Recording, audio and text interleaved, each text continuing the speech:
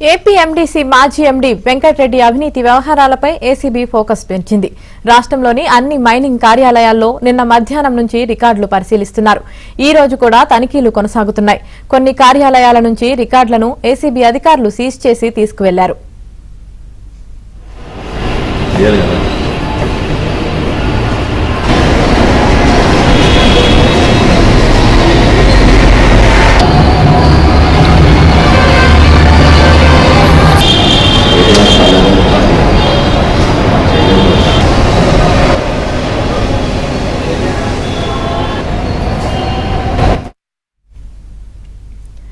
రెండు 2021 నుంచి రికార్డులను పరిశీలిస్తున్న ఏసీబీ ప్రధానంగా జేపీ వెంచర్స్ కాంట్రాక్టర్లు తవ్వకాలు చెల్లింపులపై ఫోకస్ పెట్టింది. సోమవారం ఏసీబీ కార్యాలయానికి రావాలని కొంతమంది అధికారులకు నోటీసులు ఇచ్చారు.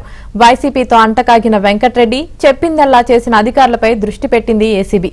అటు పరారీలో ఉన్న వెంకటరెడ్డి చుట్టూ ఉచ్చు బిగుస్తుంది.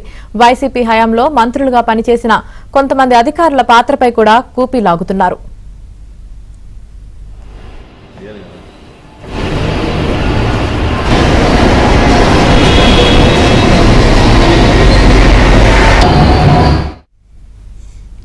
ఇక దీనిపై మరింత సమాచారం మా ప్రతినిధి ప్రసాద్ అందిస్తారు.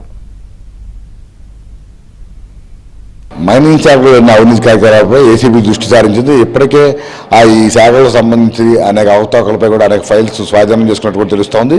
నిన్నటి నుంచి కూడా వివిధ కార్యాలయాల్లో మొత్తం వీటిపై తనిఖీలు చేస్తుంది. ప్రస్తుతం మనం ఇక్కడ ఇబ్రహీంపట్నంలోని కార్యాలయం దగ్గర ఉన్నాము. ఇక్కడ అడిషనల్ డైరెక్టర్ చంద్రశేఖర్ కార్యాలయంతో పాటు మొత్తం ఇక్కడ ఉన్న రికార్డులను కూడా పరిశీలిస్తూ ఉన్నారు. ఈ నేపథ్యంలో ఇక్కడ నిన్నటి నుంచి కూడా జరుగుతున్న తనిఖీలకు సంబంధించి ఏసీబీ ఇక్కడ ప్రత్యేక దృష్టి సారించారు.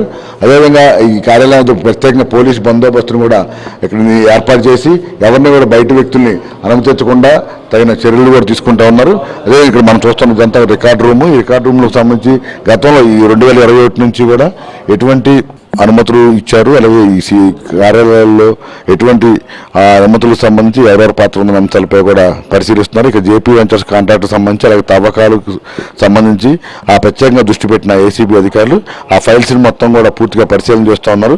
ఆ రోజు వెంకటరెడ్డితో పాటు ఎవరెవరి పాత్ర ఉందన్న అంశాలపై కూడా ఆరాధిస్తున్నట్టు కూడా మనకు తెలుస్తోంది. అయితే ఈ కేసు నమోదైనప్పటి నుంచి కూడా వెంకటరెడ్డి పరారీలో ఉంటున్న నేపథ్యంలో ఆయన కోసం ఇప్పటికీ వెతుకుతున్నట్టు కూడా తెలుస్తూ ఉంది. ఇక ఈ కార్యాలయాల దగ్గర కూడా గతంలో జరిగిన పరిణామాల నేపథ్యంలో పోలీసు బందోబస్తు ఏర్పాటు చేయడంతో పాటు కేవలం ఆఫీసులో పనిచేసే సిబ్బందిని మాత్రమే అనుమతిస్తూ ఉన్నారు. బయట వ్యక్తులను కూడా అనుమతించకుండా ప్రత్యేకంగా చర్యలు చేపట్టారు.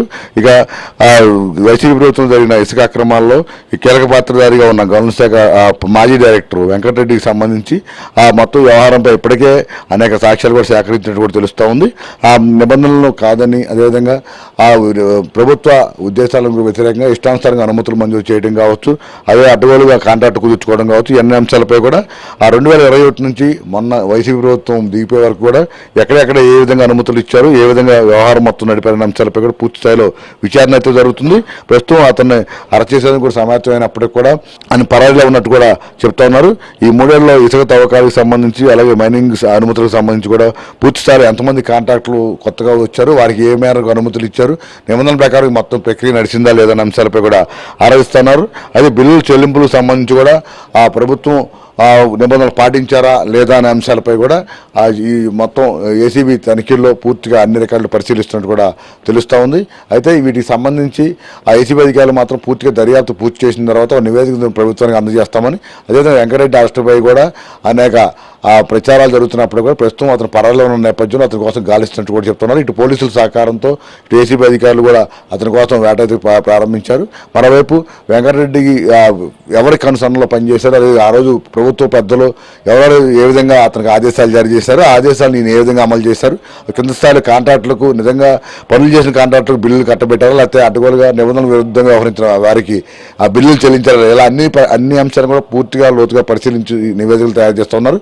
ఇప్పటికే రాష్ట్ర వ్యాప్తంగా కేవలం విజయవాడ, ఇబ్రహీంపట్నంతో పాటు ఇతర ఎక్కడైతే ఈ గనుల శాఖకు సంబంధించి డైరెక్ట్ కార్యాలయాలు ఉన్నాయి అన్ని కార్యాలయాలు కూడా ఈ తనిఖీలు నిన్నటి నుంచి కూడా విస్తృతంగా జరుగుతూ ఉన్నాయి. రేపు మనకు ఇప్పటికే ఈ ఏసీబీ అధికారుల సోదాల్లో కొంతమంది కొంతమంది అనుమానితుల పేర్లు కావచ్చు, కొంతమంది కాంట్రాక్టుల పేర్లు కావచ్చు రికార్డులో ఉన్న నేపథ్యంలో వారిని రేపు సోమవారం విచారణకు రావాలని కూడా నోటీసులు కూడా ఇచ్చారు. వారు ఇచ్చిన రిపోర్ట్ను బట్టి లేకపోతే వారు చెప్పిన సమాచారాన్ని బట్టి మరికొంతమందిని విచారించే అవకాశం ఉంది. ఆ తర్వాత మొత్తం దీనికి సంబంధించి కేసులో ఎంతమంది పాత్రదారులు ఎంతమంది సూత్రధారులు ఉన్న అంశాలపై కూడా స్పష్టత వచ్చే అవకాశం ఉంది. వీడియో నెక్స్ట్ వెంకటేశ్వర్లతో వరప్రసాద్, ఇబ్రాహిం జ్యోతి, ఇబ్రహీంపట్నం నుంచి.